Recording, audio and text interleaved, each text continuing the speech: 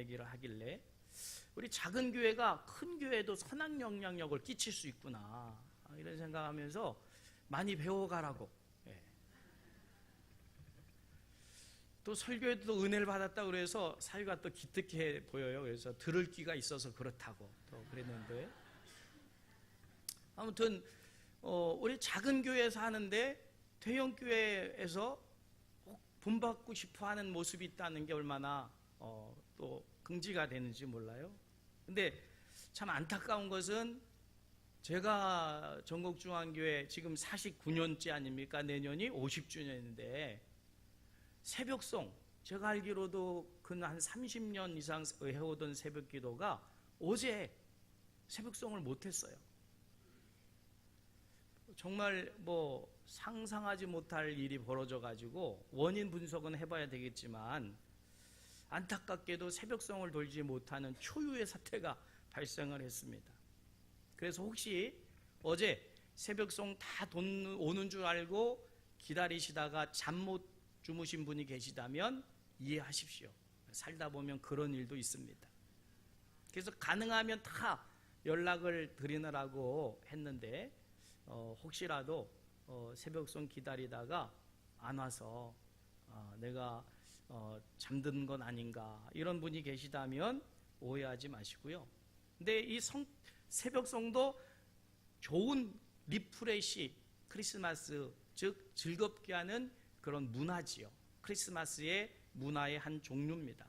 그래서 사실은 새벽송을 돌았다고 해서 예수님이 즐거워하시고 안 돌았다고 예수님이 우울해하시는 건 아닐 거예요. 그러니까 또 오셔서 그 추운데 밤에 돌기 위해서 오신 분들, 돌았든 안 돌았든, 또 새벽송을 또 받는 입장에서 새벽송을 맞이했든 못 맞이했든 상관없이 여러분, 우리는 좋은 크리스마스의 문화를 만들어서 지금 세상 사람들에게도 크리스마스를 잘 전해줘야 될 책임이 우리에게 있음을 깨닫게 됩니다.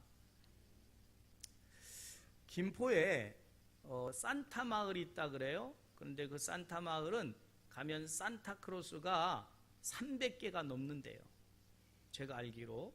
근데 이 산타크로스가 예수님의 영광을 다 차지하고 지금 예수님은 온데 간데 없고 산타크로스가 크리스마스의 영광을 다 차지하고 있는 모습을 봅니다. 이것은 우리 기독교가 제대로 이 크리스마스의 의미와 문화를 잘 나타내지 못해서 지금 세상의 이런 문화들이 더 극성을 부리고 있는 것이 아닌가 이런 생각을 해보면서 내년에 이게 무슨 내년에도 새벽송을 못 돌게 된다면 좀 바꿔봐야 되겠다 이런 생각을 해봐요. 그래서 오늘 이렇게 예배드리고 점심 든든히 먹고 연탄을 전교인이 다 나가서 연탄을 한번 날라본다든지 이런 식으로 좀 뭔가를 새롭게 우리가 문화를 만들어서 의미 있는 성탄절을 만들어가는 것, 이게 리프레시 크리스마스가 될 줄 믿으시기를 주님의 이름으로 축복합니다.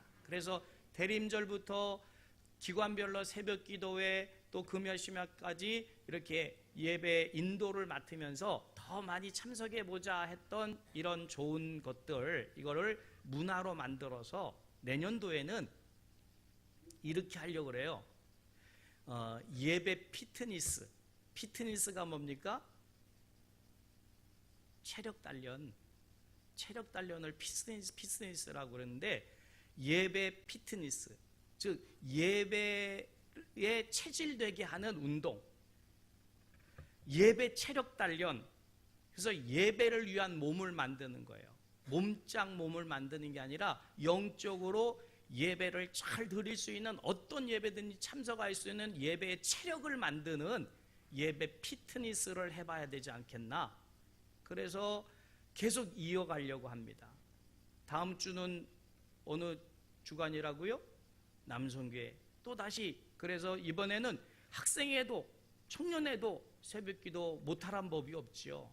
그래서 이 예배 체력 단련하는 것, 예배 몸 만들기, 예배 피트니스를 해봐야 되겠다, 이런 생각을 하게 되는데, 여러분 예배 체질로 만드시기를 주님의 이름 축복합니다. 새벽 예배 한번 나오고 나면 팔이 약 맞은 것처럼 비틀대지 마시고 체력을 단련해서 새벽 제단을 쌓아도 정말 그 하루를 온전히 승리할 수 있을 만큼의 예배 그 몸을 만드는 예배 피트니스, 여러분 동참하시기를 주님의 이름으로 축복합니다. 그래서 새로운 문화를 정말 예수님과 함께 할 수 있고 우리의 영과 혼이 더 즐거움을 누릴 수 있고 영적으로 강해질 수 있는 이런 리프레스 크리스마스가 되어야 될 줄 믿으시기를 주님의 이름으로 축복합니다. 그런 맥락에서 그런 맥락을 가지고 우리 이 말씀 한번 읽어봤으면 좋겠어요. 누가복음 2장 12절 말씀인데 너희가 가서 강보에 쌓여 구유에 누워있는 아기를 보리니 이것이 너희에게 표적이니라. 같이 읽을까요? 시작. 너희가 가서 강보에 쌓여 구유에 누워있는 아기를 보리니 이것이 너희에게 표적이니라 하더니. 아멘. 자, 여기 말씀은 그대로 띄워놔 주세요. 자, 여기 보면 메시아이신 예수님이 이 땅에 오신 증거로 이것을 이 말씀을 하고 계시는 거예요. 자, 그러면 메시아가 이 땅에 오신 사건 중에서 강보에 쌓였다, 구유에 누웠다, 이것으로 메시아가 오신 사건의 표적을 삼으라는 거예요. 도대체 이게 무슨 큰 사건이 되기 때문에 이 구유에 누인 아기가 표적이 되리라고 성경은 말씀하실까? 여러분, 구원자로 오시는 예수님이 왜 하필이면 아기로 오실까요? 아기로. 아기는 스스로 아무것도 못합니다. 환경에 의해서, 부모에 의해서 좌지우지 될 수밖에 없는 게 아기인데, 아니 구원자로 오시는 예수님이 성인으로 오셔야만 그 역할을 하실 수 있는데 아기로 오셔서 30년 동안을 인간으로 사셨다는 거예요. 도대체 이게 구세주로 오신 예수님의 무슨 의미가 있는 것인가? 또 말 구유에 누였다. 이게 어떻게 메시아가 되는 표적이 될까? 여러분, 예수님 당시에 노예 제도가 있었기 때문에 노예들이 일반 사람들과는 형편없는 삶을 살았지만 아무리 노예라도 노예 아기가 태어났을 때 말 구유에 누이는 노예는 없었습니다. 즉 노예도 자기 아기를 말 구유에 누이질 않아요. 이것은 뭘 말하냐면 가장 낮고 천한 그런 모습으로 오셨음을 말씀하고 있다는 거예요. 예수님은 이 땅에 가장 노예 아기도 그렇게 다루질 않는데 가장 비참하고 초라한 모습으로 예수님이 이 땅에 오셨다. 이게 표적이다. 이렇게 말씀하시는 거예요. 필립 얀스라고 하는 사람이 탁월한 저술가인데 현대의학의 그 지식을 빌려서 예수님의 탄생을 이렇게 설명합니다. 만물을 지으신 하나님께서는 작아지고 작아지고 또 작아져서 마침내 하나의 단세포, 난자와 정자가 만나서 아기가 이제 되는 것인데 그때 처음 그 아기는 단세포입니다. 이게 세포가 분열이 되죠. 2개, 4개, 8개, 16개, 32개 막 그렇게 하면서 사람으로 모습이 갖춰지고 아기가 이제 10개월, 10개월만 나오는 거 아닙니까?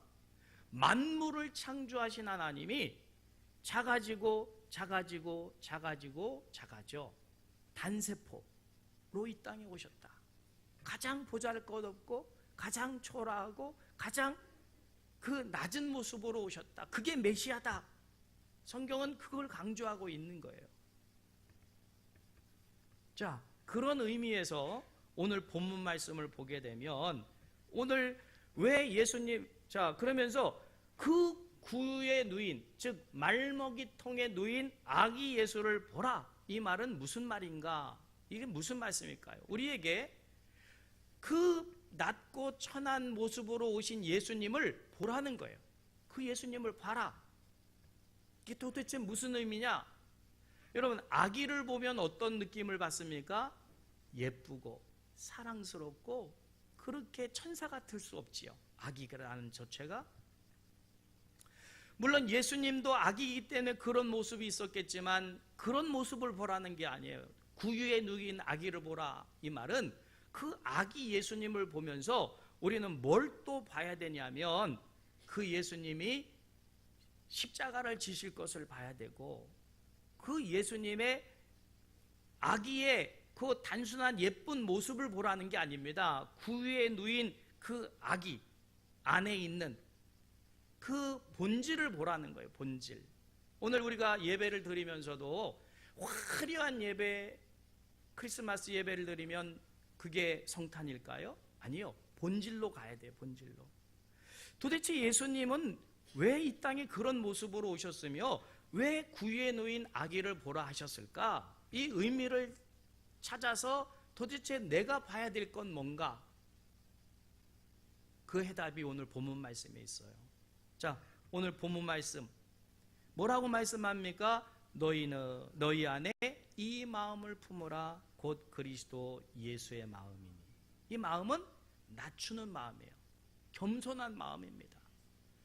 하나님이 낮추셔요. 낮추시고 또 낮추고 또 낮춰서 말구유에 누이는 노예 아이도 누이지 않는 곳까지 낮추셨다. 이 마음을 본받아라. 성탄절에 이 마음을 우리가 소유하지 못하면 성탄절 골백번을 해봐야 의미가 없어요. 자, 그러면서 그는 근본 하나님의 본체시나 하나님과 동등됨으로 취할 것으로 여기지 아니하시고 오히려 자기를 비워 종의 형체를 가지사 사람들과 같이 되셨고 사람의 모양으로 나타나사 자기를 낮추시고 죽기까지 복종하셨으니 곧 십자가에 죽으심이라. 이러므로 하나님의 그의 이름을 지극히 높여 모든 이름 위에 뛰어난 이름이 되게 하셨다. 여러분, 구유에 누인 아기를 통해서 우리가 봐야 될 것은 겸손한 예수님인 줄 믿으시기를 바랍니다. 예수님은 영광 받으시러 오신 게 아니에요. 주목받으러 오신 게 아닙니다.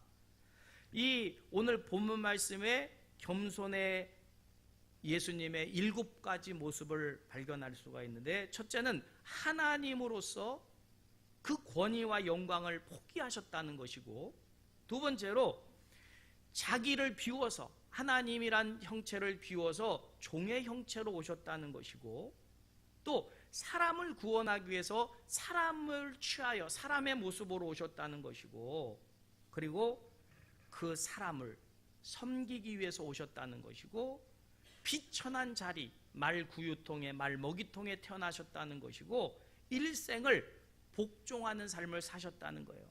왜 아기로 오셔서 30년을 복종하는 삶을 살게 하셨을까? 성인으로 오셔서 그냥 공생에 3년만 하셔도 되는데 그 30년을 부모님을 섬기고 순종하면서 복종하는 삶을 친히 보여주셨다는 거예요. 그리고 가장 치욕적인 십자가를 지셨다. 여러분, 아기 예수님을 보면서 탄생을 우리가 바라보면서 이 예수님의 생애, 그의 겸손의 7가지의 모습도 함께 볼 수 있는 우리가 되어야 될 줄 믿으시기를 주님의 이름으로 축복합니다. 구유에 누인 아기를 통해서 진짜 봐야 될 것은 메시아의 실존이에요.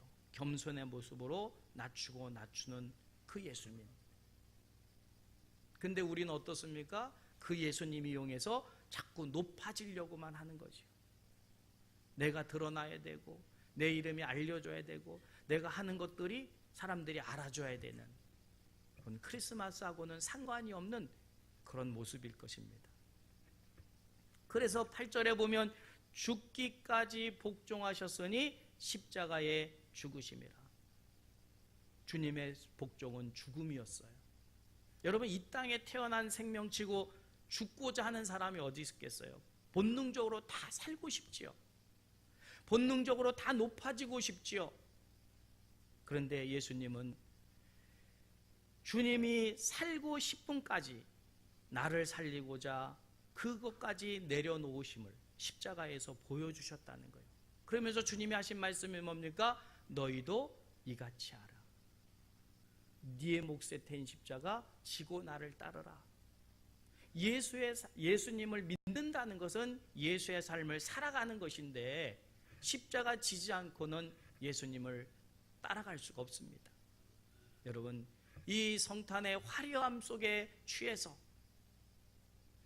아기 예수님의 예쁘고 사랑스럽고 그런 모습만 보지 말고 그 안에 있는 본질, 예수님의 겸손함이 내 안에는 있는가를 생각해 보실 수 있기를 주님의 이름으로 축복하면서 이 성탄의 계절에 주님, 나도 내 몫에 대인 십자가 지고 주님을 따르겠습니다 고백하며 다짐하며 결단하는 성탄절이 되어야 될 줄 믿으시기를 주님의 이름으로 축복합니다.